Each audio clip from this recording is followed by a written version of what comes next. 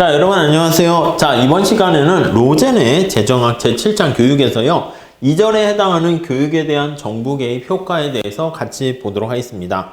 지난 시간에 이어서 첫 번째 줄에 보시면 교육이 양의 외부성을 창출한다면 정부가 교육을 보조해야 된다. 네, 뭐 그렇죠. 긍정적인 이로운 외부성을 창출하게 되면 그러면 보조해 줄 정당성을 갖게 됩니다. 자, 첫 번째 줄 끝에 가보시면 초등교육을 무료로 의무화했을 때 그러면 누가 돈을 냅니까? 세금 내는 사람들이 지원을 해주는 거잖아요. 자, 그랬을 때는 단순한 보조를 넘어서게 되는 것이고 그 사람들이 또 이제 소득의 증가로 연결되면 일정 부분만큼은 자기가 혜택을 내니까 일정 부분 또 비용을 내야 되는 거 아니냐? 완전 무상은 좀 말이 안 될 수도 있다. 그런 얘기가 거기 나와 있고요. 그 다음 보시면은요, 두 번째 단락에서 미국의 교육 시스템에서는 또 교육 재원 마련에 있어서 정부가 그것을 생산해야 된다. 오히려 정부가 공교육을 생산해서 지원을 해줘야 된다라고 주장하는 것도 있습니다. 그렇게 되면 뭐가 좋은데? 맞아요. 거기 잘된 시민, 교양 있는 시민을 정부가 양성할 수 있다. 그러니까 정부가 교육 서비스에 개입을 하게 되면은 좀 더 잘된 교양 있는 시민을 만들어내는 것이기 때문에 결론적으로 밑에서 세 번째 줄에 보시면 민주적인 절차를 확립하기 위한, 그래서 만약에 사립학교가 만약에 존재한다 그러면 그때는 이익을, 사립이니까 이익을 추구하는 바로 위에 생산성만 이렇게 향상시킬 수 있는 기술을 가르칠 것이고 거기 나와 있는 뭐 시민의 어떤 양식 이런 것들은 교육시키지 않을 거라는 겁니다. 그러니까 정부가 나서가지고 개입을 하게 되면은 그러면 잘된 시민, 거기 다시 밑에서 네 번째 줄에 공동 책임의식을 지닌 시민들을 양성하는데 더 도움이 될 거다. 이렇게 볼 수가 있게 된다는 것이죠. 자, 그러면 이제 문제를 제기합니다. 첫 번째, 정부 개입이 사적 교육을 구축하는가? 그렇죠. 만약에 정부가 교육을 해. 그러면 정부 교육이 과연, 그러니까 정부가 대학을 막 더 많이 만들고 학원까지 만들어가지고 운영을 하게 되면 거기서 이제 좋은 강사들을 또 이렇게 거의 저렴하게 해서 들을 수 있도록 하게 되면은 민간의 사적 교육을 과연 구축하는 결과를 초래할까? 그러한 의구심을 가질 수가 있게 됩니다.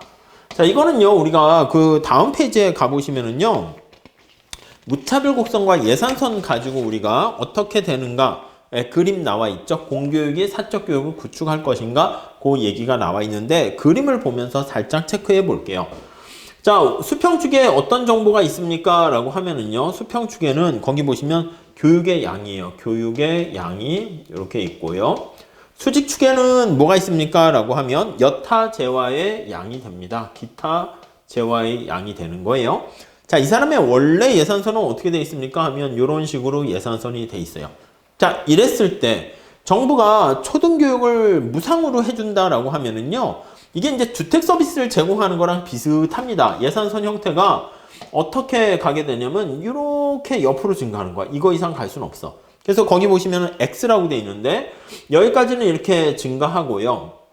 너 이 초등학교 공립학교 무상으로 할 텐데 너 이거 갈래? 아니면 너 이거 포기하고 사립학교 네가 돈 내고 갈래? 이거 선택하는 거예요. 그럼 예산선이 여기서부터 이렇게 되고 여기서는 그대로 이렇게 되는 거 알 수가 있습니다. 이해 가시죠? 자, 그때 제일 왼쪽에 그림을 보시면 만약에 이 사람의 무차별 곡선이 여기 나와 있는 것처럼 요 점을 선택하고 있었는데 여기가 이제 효용을 극대화하고 있는 상태라고 할게요. 거기 뭐 따로 없으니까 A라고 할게요.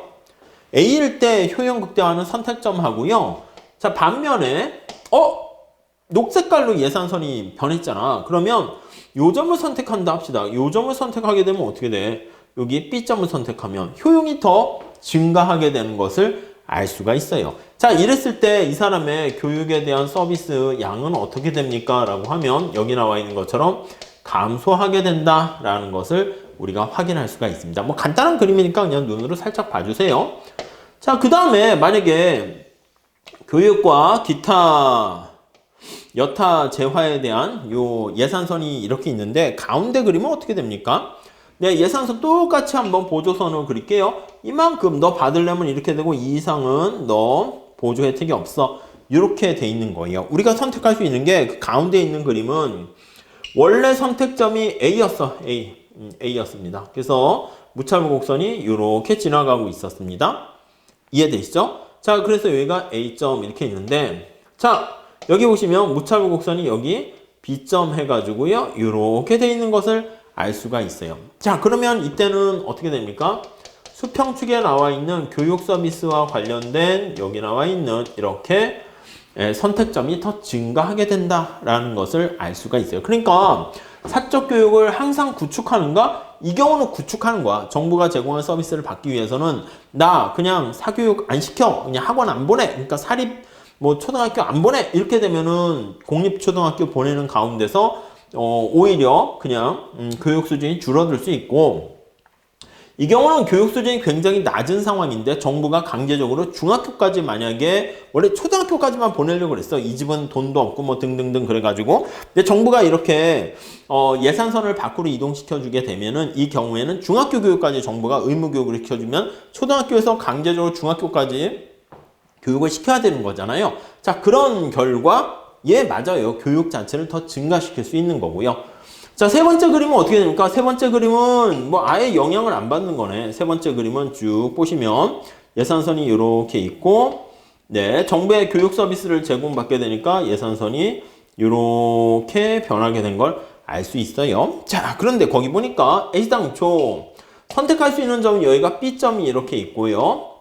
자, 이 사람은 여기 A점을 선택하고 있는 상황이죠. A점. 근데 무차별 곡선이 이렇게 있는 거야, 이렇게.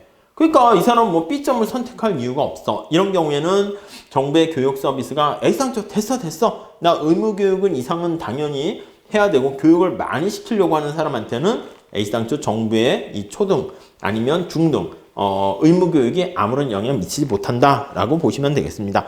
그 그림에 대한 설명을 그냥 거기다 얘기하고 있는 거니까 때로는 구축할 수도 있겠지만 때로는 규축이 아니라 더 민간의 교육을 더 증가시킬 수도 있고, 아니면 때로는 뭐 아무런 영향을 미치지 않을 수도 있다라고 보시면 되겠습니다. 다음, 자, 여러분 이번에는요 2절에 보시면 정부 지출의 교육 성과가 과연 개선이 되는가? 그거에 대해서 살펴보도록 하겠습니다. 178페이지 보시면은요, 거기 보시면은 이제 정부가 이제 교육에 지출을 해가지고요 좋은 교육을 이렇게 받게 되잖아요. 그럼 좋은 교육이 또 사실 뭔지는 모르겠지만 그게 어떤 교육 성과에 개선이 되었는가? 그걸 살펴보려고 합니다. 근데 여기 나와 있는 성과라는 게 또 애매합니다. 뭐를 성과라고 할지 그걸 봐야 되는 거야.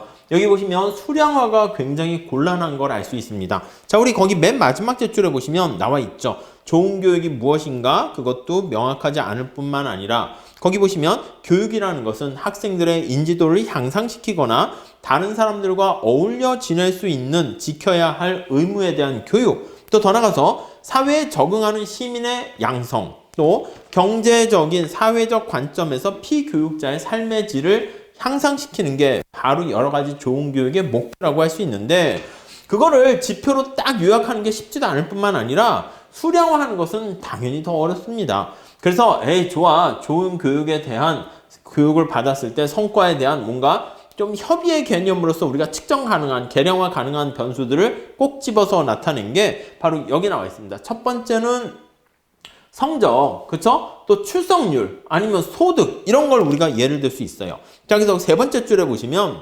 대부분의 연구에서는요, 측정 가능하다는 장점을 갖춘 협의의 좁은 의미의 성과 측정치를 초점을 맞추게 되는데, 거기에는 성적, 출석률, 중퇴율, 그쵸? 대학 진학률, 소득, 이런 거에 영향 미치는 것을 보여주고 있습니다. 위에 표를 한번 보시면은요, 근데 미국 같은 경우는 1인당 학생 1인당 실제 교육비가 굉장히 큼에도 불구하고요, 거기 나와 있는 것처럼 실제 성과는 별로 좋지는 않았어요. 우리나라 같은 경우에는 1인당 교육비 지출이 거의 중간보다 좀 더 뒤에 빠져 있지만 어디 나가도 막 1등, 뭐 3등 뭐 이렇게 하는 거잖아요. 그러니까 교육에 많은 돈을 지출한다 해서 반드시 요 성과가 좋다는 거는 잘 모르겠다. 물론 성과라는 게 딱 그 시험 점수만 얘기하기에는 그런 한계가 있긴 합니다. 자, 밑에 실증 증거 연구가 있는데 첫 번째 줄 한번 볼게요. 첫 번째 줄에 콜만 보고서가 있습니다. 거기에서는요, 학교에 대한 공공자금의 액수가 중요한 게 아니라 가정 환경이나 여러 가지 동료, 그러니까 친구를 누굴 사귀었느냐, 가정 환경이 어떠느냐, 부모님들이 잘 관심을 갖고 봐줬느냐, 그런 것들이 학생의 성취도에 좀 더 많은 영향을 미친다. 그런 것을 얘기하고 있고요. 다음 페이지 한번 가볼게요. 자, 그리고 그 180페이지가 보시면 첫 번째 줄에 이거를 좀 명확하게 얘기하기 위해서 첫 번째 줄에 보시면 학생들에게 교육비를 많이 지출하는 학군과 그렇지 않은 학군을 무작위로 랜덤하게 비교해가지고 시험 결과 차이를 보는 게 가장 좋은데 그런 데이터를 구하기가 쉽지가 않은 거죠. 그래서 두 번째 단락에 보시면은요. 그렇게까지 우리가 정확하게 실험하기는 어렵고 그래서 어떤 학군에 대해서는 다른 학군에 비해 재정을 더 투자하는, 증가시키는 법률이 통과됐다라는 그 약간 실험을 할 수는 없으니까 준실험적인 연구를 가지고 봤을 때 거기 보시면 공교육은 다섯 번째 줄 찾으셨습니까? 전통적으로 지방세 세원을 가지고 우리가 지원을 하게 됩니다. 그러니까 만약에 지방 중에서 우리나라로 따지면 지방자치단체나 그 지역 중에서 만약에 부자들이 많이 있는 곳은 어떻게 됩니까? 맞아요. 지방세 재원이 많아가지고 공교육에 더 많은 투자를 할 수 있게 됩니다. 자, 그렇다 보니까 다음 줄에 보시면 교육비 지출을 형평화하기 위해서 어떤 주들은 저소득 지역에 대해서 고소득 지역보다 그러면 교육보조금을 더 많이 지원해야 되지 않니? 그런 지역도 생기게 된다라고 나와 있습니다.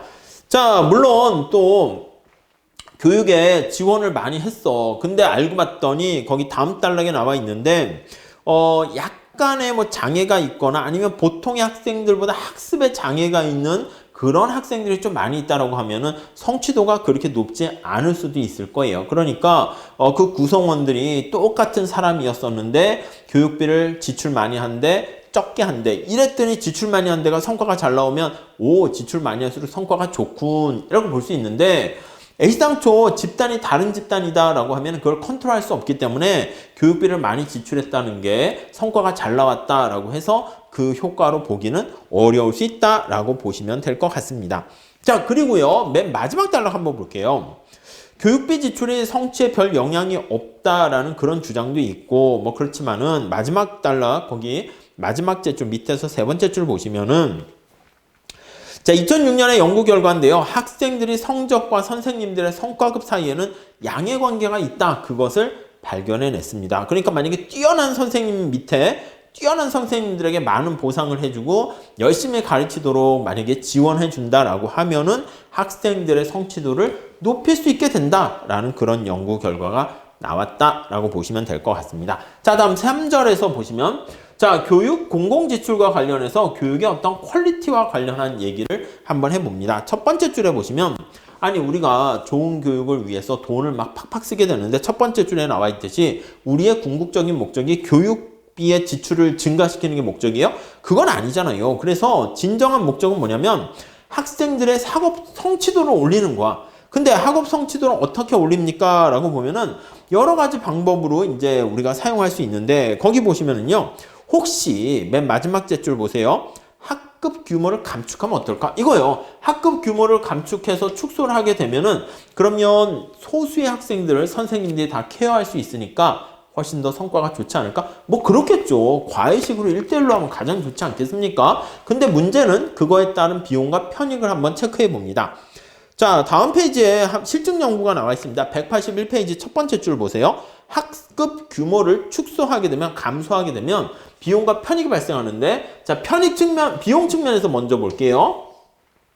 요거는 우리가 쉽게 측정할 수 있습니다. 그래서 첫 번째 줄에 보시면 비용이 발생하는 이유는 학급 규모를 축소하니까 120명의 학생이 있었는데 그거를 40명씩 자르게 되면 반을 3반을 만들어야 되잖아요. 그럼 두 번째 줄 보세요. 그럼 선생님도 한 명이서 120명 담당했었는데 3명의 선생님이 있어야 되는 것이고 강의실도 3개나 있어야 됩니다. 물론 대형 강의실에 하던 거를 소형 강의실로 만들 수는 있겠지만 자, 그렇게 되니까 비용이 추가적으로 더 들어요. 거기 보니까 전반적으로 미국의 경우 세 번째 줄에 보시면 10% 학급 규모를 작게 만들게 되면 학생당 비용이 약 615달러만큼 증가하게 된다라는 것을 알 수 있어요. 아무튼 비용은 그렇게 우리가 판단할 수 있지만 문제는 뭐냐면 편익을 측정하기가 쉽지가 않다라는 것입니다. 자, 그래서 거기 편익을 측정하기 어렵다는 게 첫 번째 단락 마지막 밑에서 네 번째 줄에 나와 있는데 예를 들어 거기 보시면 만약 부유한 가정들이 학급 규모가 작은 학군에 만약에 살고 있게 되면은 그 가정에 있는 학생들이 당연히 좋은 성적을 거뒀을 때 이거는 사이즈가 작은 학급 규모에 있었기 때문인지 아니면 부유한 가정 환경에서 뭐 잘 먹고 또 뭐 유전자가 뛰어나서 아니면 개별 과외를 또 받아가지고 그런 건지 다른 요인들을 통제할 수 없기 때문에 반드시 그렇게 얘기할 수 없다는 것입니다. 그래서 우리가 어떤 랜덤 어떤 실험을 해야 되는데 그게 쉽지는 않아요. 물론 세 번째 단락에 보시면 반대 결과도 나와 있어요. 작다고 반드시 좋은 것도 아니고. 그래서 마지막 단락 보세요.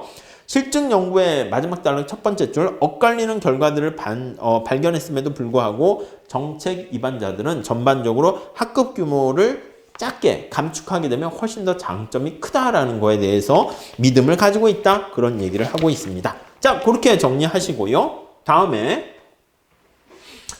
자, 네 번째 보시면은요, 네 번째. 자, 교육 수준을 높이게 되면은 소득이 높아질까?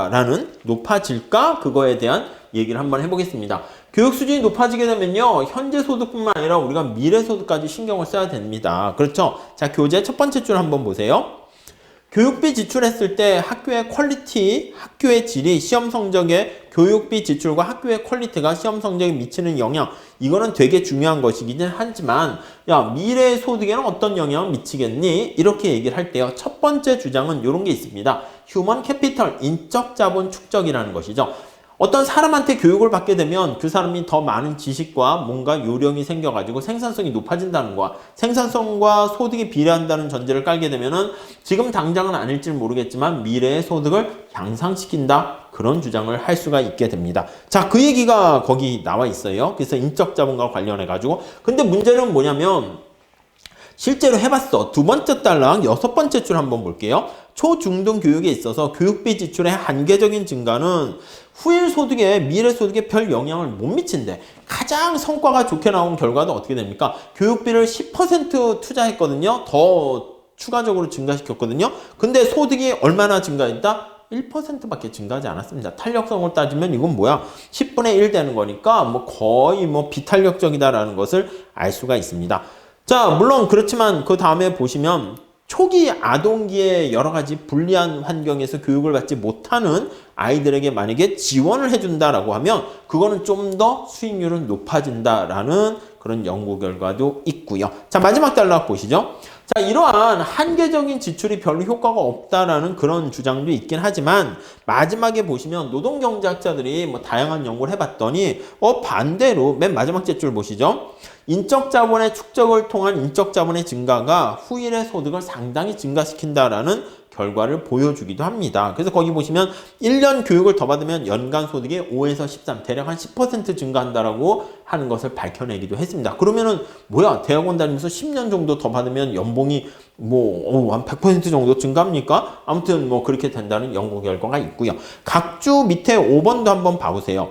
물론 인적 자본 축적과 관련된 주장도 있는데 반대로 시그널링과 선별에 대한 그런 이론도 있습니다. 우리가 좋은 교육을 받고 좋은 대학을 나오고 좋은 동료들과 같이 교육을 받았다라는 것은 너의 생산성이 올라가는 그런 효과가 있는지 그건 난 잘 모르겠고, 보통 우리가 거기에 나와 있는 것처럼 나 능력 있는 사람이야. 우리가 이제 보통 명문대 나왔다라고 하면 나 능력 있는 사람이야. 이렇게 자신의 비대칭 정보화에서 자신의 능력을 표출하는 하나의 시그널 역할을 한다는 게 바로 신호 발송 얘기다라고 보시면 되겠어요. 마이클 스펜서가 얘기하는 이거는 뭐야? 생산성에는 아무런 영향이 없는 거야. 그렇기 때문에 거기 나와 있는 것처럼 어떤 선별의 기제로서만 가능할 뿐, 이 이론에 따르면 생산성이 높은 사람이 그냥 나 능력 있어요 라는 신호라는 말 보이시죠? 고용주한테 신호를 보내기 위해서 이렇게 교육을 받는다. 그러니까 이런 입장에서 봤을 때는요, 교육이라는 것은